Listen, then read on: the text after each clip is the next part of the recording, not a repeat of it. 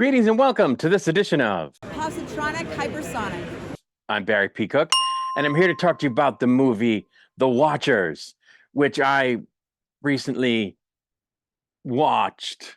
Of course, it's the latest film from M. Night Shaymalan. He served as a producer on this. It was written and directed by his daughter, and it was adapted from a book of the same name. So let's talk about it. As the movie starts, we are introduced to Mina, an American expat working in a pet shop in Ireland, who's struggling to come to terms with the death of her mother, becoming estranged from her sister Lucy in the process. Now, I just want to note something right away, and that is that the names of these two characters, Mina and Lucy, are the same names of the two lead female characters in Bram Stoker's Dracula, which is interesting.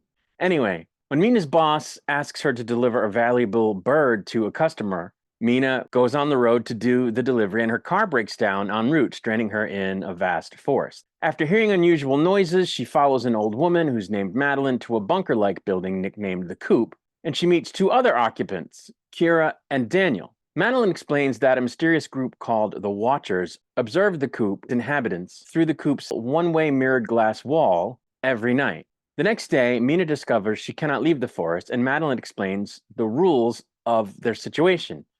At night, the Watchers kill anyone outside the coop, and nobody must enter the burrows, a set of tunnels under the forest where the Watchers stay during the day because of their inability to exist in sunlight. We learn that the inhabitants have been stranded in the forest for several months. Ciara's husband, John, who happens to have the name of the lead male character, the lead male protagonist anyway, in Bram Stoker's Dracula, whose name is Jonathan. So weird. Anyway, John left the coop days ago, but has not returned. Mina bonds with Kira and Daniel, but clashes with Madeline, who follows the Watcher's rules obediently.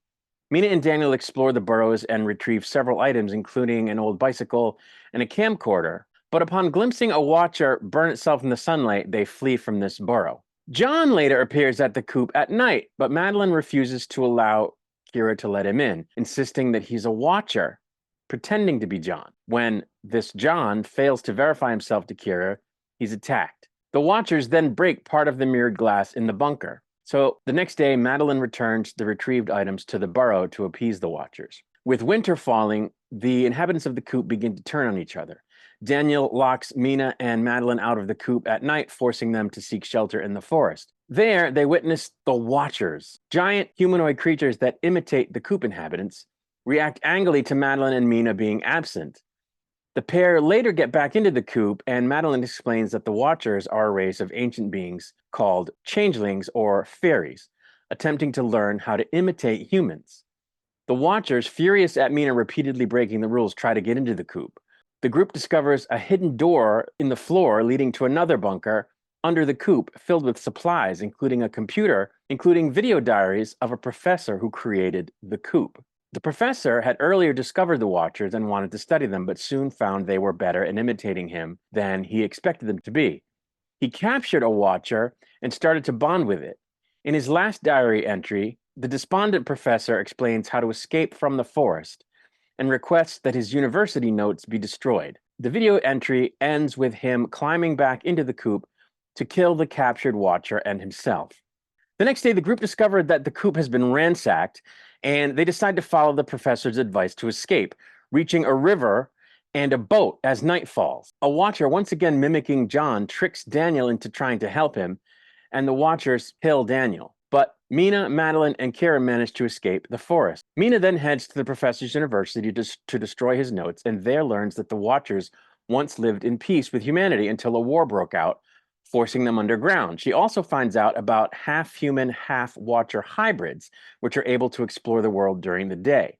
Mina visits Kira at her home and shows her photos that she found in the office, which reveal that Madeline was originally the professor's wife, but that she died before he entered the forest, which meant that the Madeline she knew was the Watcher that the professor had captured in the bunker, transformed into Madeline.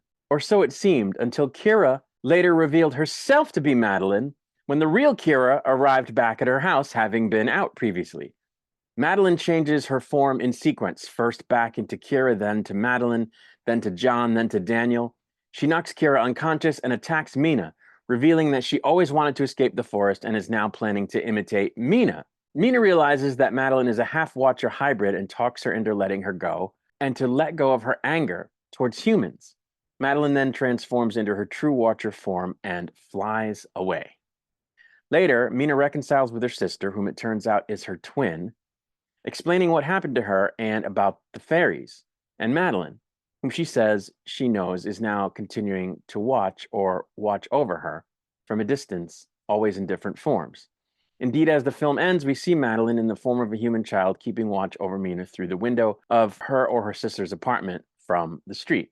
And that's where the movie ends. So that's a very basic breakdown of what happens in the story. There are a lot of, other cool moments that you have to see the film to see that make it creepy and a little scary and mysterious and just a really good story, which didn't surprise me because I like M. Night Shyamalan movies. I know a lot of people, or some people anyway, have a lot of beefs about M. Night Shyamalan movies. They don't like them. They kind of goof on him, but I'm a big fan of his. I really liked The Sixth Sense. That's one of my all-time favorite movies. I liked Lady in the Water. I liked The Village a whole lot. I think that's a great movie. Not a big fan of Signs. I have to say that.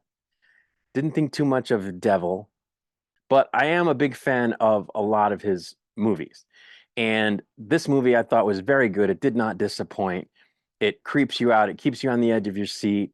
It's a great mystery. And I thought the twist was very cool and very creepy. The only complaint I have about that, the twist, is that unlike my usual experience with M. Night Shyamalan movies where I don't see it coming, I saw this one coming. I didn't see it until too much before it was revealed, but I saw it coming as soon as the video of the professor played, in which he says, okay, now I have to go upstairs and shoot someone I've become very fond of, and then myself. And at that moment, I'm like, oh, he used the changeling to bring someone back from his life, either his wife or his daughter or somebody he cared about, that had died, a son, somebody, and carried on a relationship with it like it was human, but realized that something was terribly wrong. And now he's going to go kill it and kill himself.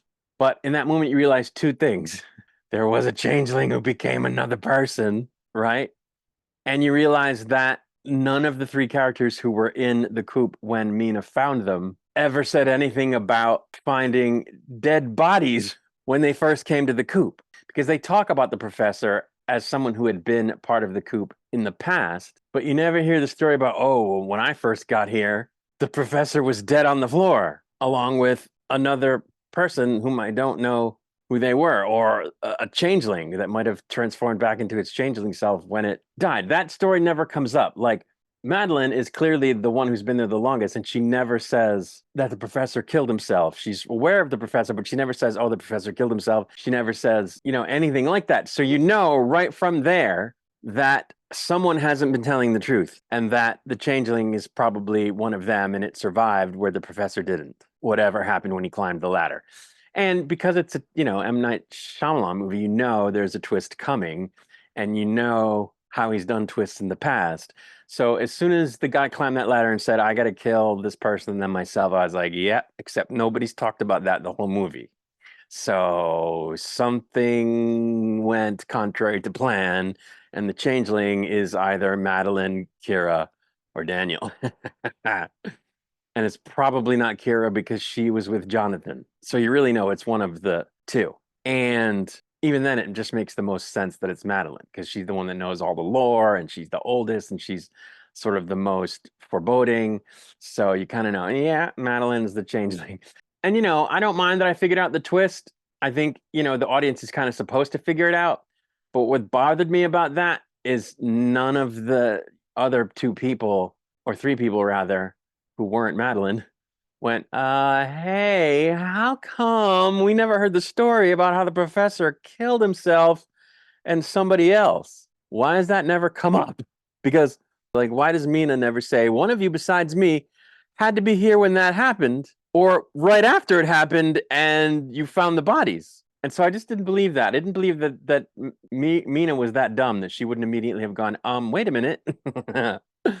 If the professor was here with the changeling and he killed himself and or killed the changeling, why has nobody mentioned that? Why has Madeline not mentioned it? Why has Kira not mentioned it? Why has Daniel not mentioned it? Because one of them's a changeling. That's why. And she doesn't figure that out. So I thought that was silly. I didn't buy that she wouldn't have figured that out. Also, nobody goes, wait a minute, there's a gun? There was a gun? Where's the gun?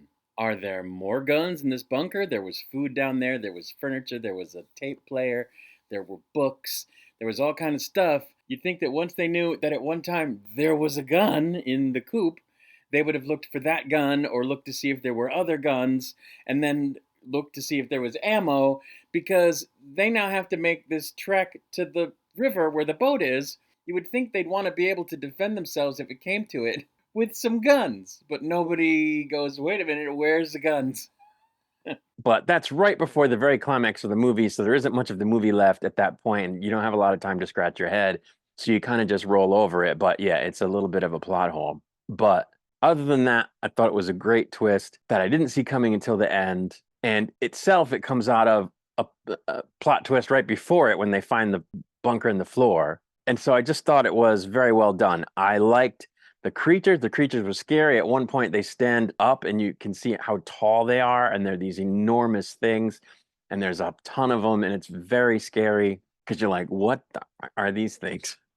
So I just really, really like this movie. I think it's up there with one of M. Night Shyamalan's best movies. Although on this, he was just the producer. Really, his daughter directed it and wrote the script. So the Shyamalan family tradition continues, and it just was a really good movie. And I think everyone should go see it. It's really, really good. But that's really it. So I'm going to get out of here. I'll be back with another video soon. Until I return, I wish you peace and long life.